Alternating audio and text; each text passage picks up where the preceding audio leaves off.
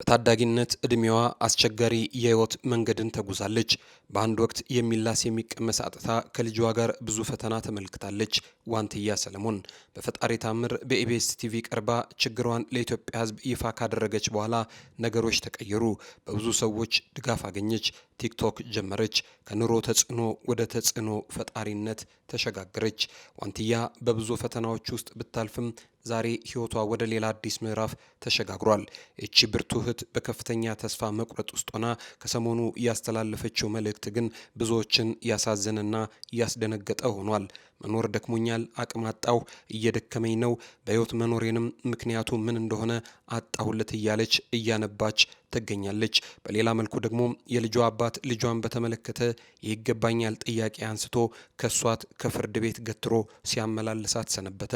ይህ በእንዲህ እንዳለ በሌላ መልኩ ደግሞ የቅርብ ወዳጇ በሆነ ሰዎች ተገዝተውባት በማይገባ መልኩ በብዙ ሺህ ሰዎች ፊት በመጥፎ ስድብ ስትሰደብ ከፍ ዝቅ ስትደረግ ሰነበተች። ሰላም የምንወዳቸውና የምናከብራቸው የጊዜ ሚዲያ ቤተሰቦች እንዴት አላችሁ? በያላችሁበት የዓለም ጫፍ በያላችሁበት የሀገር ጥግ ሁሉ ሰላም፣ ፍቅር፣ ጤና ትሆኑ ዘንድ ዘውትር ምኞታችን ነው። ኤልያስ ደግነት ነኝ። የምትከታተሉት ጊዜ ሚዲያ ነው። በዛሬው መሰናዷችን ከዋንትያ ሰለሞን ጋር ተያይዞም ያልተሰሙ አንዳንድ ጉዳዮችን ልነግራችሁ ወደን ነው። ከልጇ አባት ጋር ተያይዞም ከሰሞኑ ፍርድ ቤት የሰነበተችበትንም ጉዳይ በተመለከተ ፍርድ ቤት የመጨረሻ ብይን ሰጥቷል።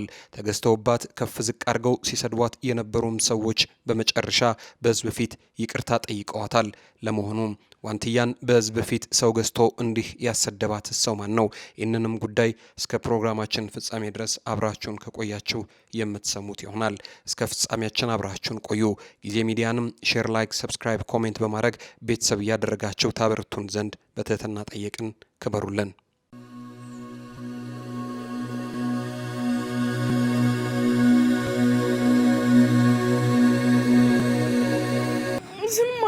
በጣም ብዙ ጊዜ ግን አልቻልኩም። አሁን ላይ ደግሞ እየነገረኝ ነው። እውነቴን ነው። እንዴት ልንገራችሁ ቤተሰቦቼ? ያው ምንም ቤተሰብ የለኝም ከእናንተ ውጭ። አሁን ደግሞ ግን እየሰለቸኝ ነው። ህይወት መግፋት ራሱ ከብዶኛል። ህይወቴ ከብዶኛል፣ አስጠልቶኛል።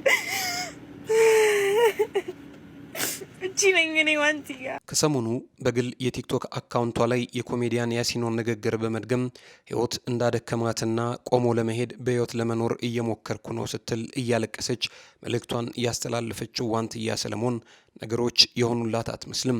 ወዲህ ማንና እነማን እንደሆኑ የማታውቃቸው ከስነ ምግባርም ከሃይማኖትም በብዙ የራቁ ልባቸው ያበጠባቸው ጎረምሶች ከእናት እንዳልተፈጠሩ እህትም እንደሌላቸው ሆነው ጥንብርኩሷን አውጥተው የልጇን ስም እያነሱ እየጣሉ ሲሰድቧትና ሲያብጠለጥሏት ታዩ። ወዲያ ደግሞ ትላንት አሳር መከራዋን በልታ ያሳደገቻትን ልጅ በተመለከተ ዋንትያ ሰለሞን በልጇ አባት በኩል ልጅን እንዳላያትና እንዳላገኛት አድርጋኛለች፣ እንዲሁም ህፃኗን ለተለያዩ የማስታወቂያ ስራዎች ላይ እየጣደች ታሰራቸዋለች፣ ያለ እድሜዋ ብዙ ስራ ታሰራታለች፣ እየተጠቀመችባት ነው ሲል ከሰሳት። ዋንትያ የተከሰሰችበት ክስ ላይ ፍርድ ቤቱ የመጨረሻ ብያኔ በመስጠት በዋንትያና በልጇ አባት ዙሪያ ሲደረግ የነበረው ክርክርም ያለ ይግባኝ ተጠናቀቀ።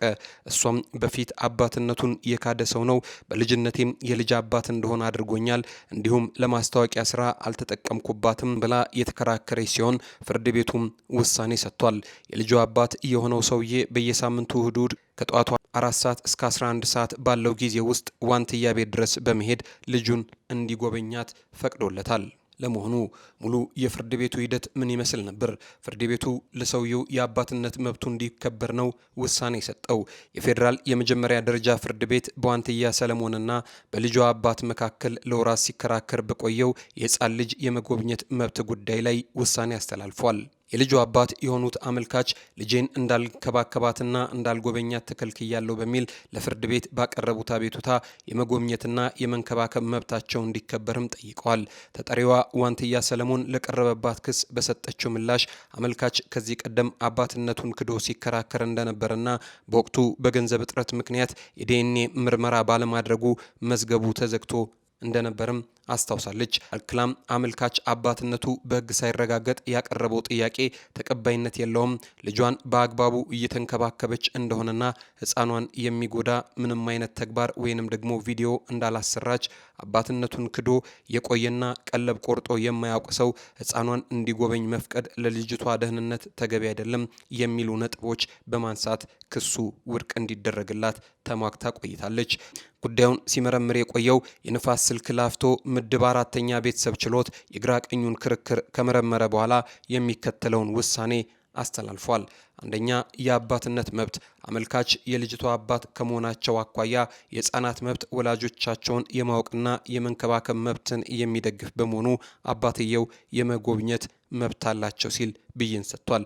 ሁለተኛ፣ የማስረጃ እጥረት ተጠሪዋ ወይንም ዋንትያ አመልካች ልጃቸውን እንዳይጎበኝ የሚያደርግ በቂ የሰነድም ሆነ የሰው ምስክር ማስረጃ አላቀረበችም። ሶስተኛ፣ የጉብኝት መርሃ ግብርን በተመለከተ አመልካች ዘወትር እሁድ በሳምንት አንድ ጊዜ ልጃቸው በሚኖሩበት የተጠሪ ቤት በመሄድ ከጠዋቱ 4 ሰዓት እስከ ምሽቱ 11 ሰዓት ድረስ የመጎብኘትና የመንከባከብ መብት እንዲኖራቸው ፍርድ ቤቱ ወስኗል። ይህ ውሳኔ በሕፃናት መብት ኮንቬንሽንና በሀገሪቱ የቤተሰብ ሕግ ላይ የተደነገገ የወላጆችና የልጆች ግንኙነት መብቶችን መሰረት ያደረገ መሆኑን ተመልክቷል ሲል ዘሀበሻ ዘግቧል። ከዚህ ጋር ተያይዞ ታዲያ እጅግ ብዙ ሰዎች ዋንትያ ላይ ለደረሰው ስቃይና የሞራል ውድመት ይህ ሰው ተጠያቂ ነው፣ ያለ ዕድሜዋ አስረግዟታል፣ ብቻዋን ልጅ እንድታሳድግ አድርጓታል፣ መንገድ ላይ ስትቀር ዞር ብሎ ሳያገኛት ሳይጎበኛት ዛሬ ሕዝብ ሲያነሳት ከየት መጣ? ይህ ሰው ለዋንትያ ሕይወት የሚያሰጋ ስለሆነ ልጁን በውጭ ብቻ ቢያገኛት መልካም ነው የሚሉ ብዙ ናቸው። በሌላ መልኩም ደግሞ በችግሯ ጊዜ የት ነበረ?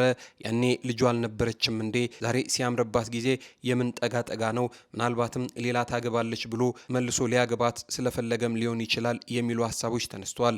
ልጄም ብሎ የመጣው ጎዳና ወድቃ ቢሆን ኑሮ ልጄም ብሎ አይፈልጋትም ነበር። ያኔ ለምን አልፈለጋትም? አሁንም እናቷን እንጂ ልጇን ብሎ አልመጣም ብለው ሰውየው ሌላ ዓላማ ይዞ ነው የመጣው የሚል ጥርጣሬ ያነሱ ብዙ ሰዎች ናቸው። ይህ በእንዲህ እንዳለ ታዲያም ሁለት ወጣቶች ከባህልም ከሃይማኖትም ውጪ በሆነ መልኩ እህትም እናትም እንደሌላቸው ሁሉ ይህችን ሰው በሚዲያ ላይ ወጥተው እንዳትሞት እንዳትድን አድርገው በጠያፍ ስድቦች ይህችን ሰው እንዳትሞት እንዳትድን አድርገው እጅግ ጠያፍ በሆነ መልኩ ይሰድቧት ያዙ። ዋንትያም ሆነች ሌሎች እናቶች ሁሉ እንደሚሉት ሁሉ ወላጅ በልጁ ሲመጣበት ልቡ በጣም ይሰበራል። ተሳዳቢዎቹ ያለምንም ርኅራሄ ይህችን እናት ልጇን ከጋብቻ ውጪ ያለ ዕድሜዋ የወለደች ዋልጌና ብልሹ ሰው እንደሆነች አድርገው በአጠያፊ ቃላት የቀደመ መከራዋ ላይ ፍም እሳት ያዘንቡባት ያዙ። እየተፈራረቁ ሰደቧት። ዋንትያ እንዲህ ያሉ ስድቦች ልቧን ሰብረዋት ኑሮ እኔስ ግድ የለም ልሰደብ ልገደል፣ ልጄ ግን ስታድግ ይህንን ነገር ስትመለከት ምንድነው የሚሰማት? ልጄ ምን አደረገች? እኔን እንደፈለጋችሁ በሉኝ፣ እኔ ያለሁበትን የህይወት መከራ ብትመለከቱ እንደዚህ አትሉኝም እያለች አምርራ ተናገረች። ዋንትያ ልጆቹን ምን ብትበድላቸው ነው? ምን ብታደርጋቸው ነው እንዲህ አድርገው ጥንብርኩሷን እያወጡ የሚሰድቧት የሚለው ጥያቄ ብዙዎች ያነሱት ጥያቄ ነበር። የኋላ ግን ወዳጆቿ ነገሩን ለህዝብ ይፋ ማድረግ አለብን ብለው ተሳዳቢዎቹን ልጆች አስፈልገው በቀጥታ የቲክቶክ ስርጭት ላይ አስገብተው ከዋንትያ ጋር በማገናኘት ፊት ለፊት ያጠያይቋቸው ያዙ። ተሳዳቢዎቹ ልጆች ከወላይታ አካባቢ የመጡ ነበሩና የወላይታ ህዝብ ባህልና ስነ ምግባር ግድ የሚላቸው ሌሎች የአካባቢው ተወላጆች ሁሉ እናንተ ማህበረሰባችንን ነው ያሰደባችሁት፣ ከኛ ማህበረሰብ የወጣ ሰው እንደዛ ባለ መልኩ ሴት ልጅ አይሳደብም፣ እንደዚህ ያሉ ጠያፍ ንግግሮችን ከአንደበቱ አያወጣም። ከልጅቱ ጋር ያላችሁ ችግር ምንድን ነው? ያጠፋችው ነገር ካለ ይኸው ፊት ለፊታችኋለች፣ ተናገሩ፣ ንገሯት ተብለው ሲጠየቁ ነገሩ ሌላ ሆኖ ተገኘ። ግለሰቦቹ ዋንትያን በግል እንደማያውቋትና ከእርሷም ጋር ምንም አይነት ጠብም ሆነ ግጭት እንደሌላቸው፣ ነገር ግን ዋንትያ አንድ ወቅት ላይ የቲክቶክ ወዳጇ የነበረ ከዱባይ እስከ ሆሳና አብረው ብዙ የተጓዘች አንድ ቤኪ በመባል በቲክቶክ የሚታወቅ የሀገራቸው ልጅ ለእያንዳንዳቸው 5 ሺህ የደቡብ አፍሪካ ራን ወይንም 50 ሺህ ብር ከፍሏቸው እንድትሰድባቸው እንደነገራቸው ተናገሩ። እንዲያ ከተሳደቡ ወጣቶች መካከል ታዲያ አንዱ ይህንን ነገር በማድረጉ እጅግ ከልቡ ተጸጽቶ ኑሮ በዛው የቀጥታ ስርጭት ላይ ዋንትያን ይቅርታ ጠይቋታል። እርሷም ከልብ ይቅርታ የጠየቃትን ሰው ይቅርታውን ተቀብላ ነገሩ በዛ በቃ። ትጠየቃለህ፣ በምድርም በሰማይም በሕዝብም በወንድሞችም ፊት ትጠየቃለህ። አንዳች ነገር ጨምረ እያወራ ከሆነ እየዋሸህ ያለኸው ይህን ትልቁን ማህበረሰብ ኢትዮጵያዊን ኢትዮጵያዊ ነው። ወደ አብሽር ችግር የለውም። እኔ ኤክስፒሪየንስ አለኝ ለሁሉም ነገር ፕሩፍ ይዤ ቀርባለሁ። ችግር የለውም እና በጣም ቤኪን ስለምንወደው ነው ይህንን ነገር ያደረግነው። አንድ ሁለታ ደግሞ ስለተከፈለልን ነው። እኔ በጣም የተጸጸትኩት ክርስቶስ ምስክር። እኔ ዋንትያ እንደዚህ አይነት ቅንጡ መሆኗን አላውቅም ነበር። ሙሌ ምን ለምትወደው ሰው ስትል ብዙ ነገር ታደርጋለህ። በእኔ በጀነራልና በቤኪ መሀል በጣም ብዙ ምስጢር አለ። ገባ? ተጣልተን አናውቅም። ለዛ ነው እኔ ይህንን ነገር ሚዲያ ላይ ወጥቼ እየተናገርኩት። ቤኪን ብዬ ነው ከልቤ አይደለ። አሁን እና እዚህ ጋር ያለው ሰው ይቅርታ ጠይቃት ስላሉኛል። እኔ እሷን ያወቅኩት ቪዲዮ ከሰራች በኋላ ሆሳና ከሄደች በኋላ ነው። እሷን በስትክክል ያውቋል። ቤኪ ነው ሙሉ መረጃ። የዋንትያ ደካማ ጎን ልጇ ነው ያለኝ። በቃ በጣም ብዙ እኛ ስለ ልጅ ኑራት ምንም ማውቀው ነገር የለም። ክርስቶስ ምስክሬ ነው። እኔ ሚዬ እናገራለሁ። ስለዚህ እኔ በዋንትያ ፊት እዚህ ጋርም የዋንትያ ጓደኞችም አላችሁ። ከሁሉም ነው የወጣነው። እኔና ጀነራል ከሰውም ከቤኪም ከዋንትያም ከፈጣሪም ወጣን። ገባ? ራሱ ምን አለ? በኮሚኒቲ ይጠየቁ አለ ስራውን ሰርቶ። ስለዚህ እኛ አደባባይ ላይ ነው የቀረነው። ችግር የለውም ግን በይቅርታ እሷ ይቅር ካለች ፈጣሪም ይቅር ይለናል። ዋንትያ እኔ ከልቤ ነው ሰው ስለገፋፋ ምናምን አይደለም። በጣም ጸጥቶኛል። ተጸጽቻለሁ። እህት አለኝ፣ እናት አለኝ።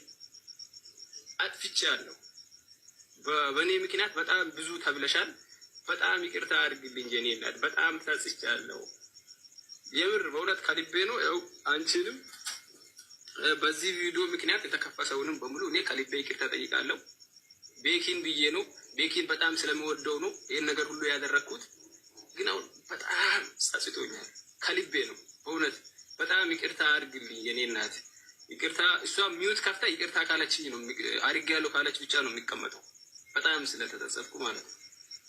ሙሌ ዊንታዬ ወይ እኔም ይቅርታ አድርጌላለሁ። ያው ሰው ሆኖ ስህተት የማይሰራ ሰው የለም። ለሚወደው ሰው መስዋዕትነት የሚከፍል ደግሞ ተከፍሎም ብዙ ነገር ሊሆን ይችላልና እኔም ይቅር ብዬሃለሁ። ያው የልጄን የምወክለው እኔ ነኝ። ታዲያ ሰው የት ድረስ ነው? ትላንት አብሮ የበላን አብሮ የጠጣን አብሮ የተጓዘን ሰው በዚህ ልክ በህዝብ ፊት ለማሰደብ 50 ሺህ የኢትዮጵያ ብር ከፍሎ አንዲትን እናት እንደዛ ባለ መልኩ የሚያሰድበው ይህ ነገር ታዲያ በብዙ ሰዎች ዘንድ እጅግ አግራሞትን ጭሯል። ትላንት አብሮ የበሉ አብሮ የጠጡ ሰዎች ዛሬ እንዲህ በሆነ መልኩ ለአንዲት እናት 50 ሺህ ብር አስከፍሎ በየአደባባዩ የሚያሰድብ ስብዕና ያለው ሰው እንዴት ያለ ነው? ይህንን ያደረገውን ሰው ብዙዎች እየተነጋገሩበትና ደግሞ የሚከተሉት የነበሩ ሰዎችም ሰውየውን አንፎሎ በማድረግ የነበረውን የተከታይ ቁጥርም እያላሸቁበት ይዘዋል። የምንወዳችሁና የምናከብራችሁ የጊዜ ሚዲያ ቤተሰቦች ለዛሬ የነበረን መሰናዶ ይህንን ይመስል ነበር። አብራችሁን ስለቆያችሁ እጅግ በጣም ከልብ አድርገን እናመሰግናለን። በፕሮግራማችን ላይ ሀሳብ አስተያየት ካላችሁ በሀሳብ መስጫ ሳጥን ላይ ታሰፍሩልን ዘንድ ከወዲሁ በትህትና ጠየቅን። ክበሩልን።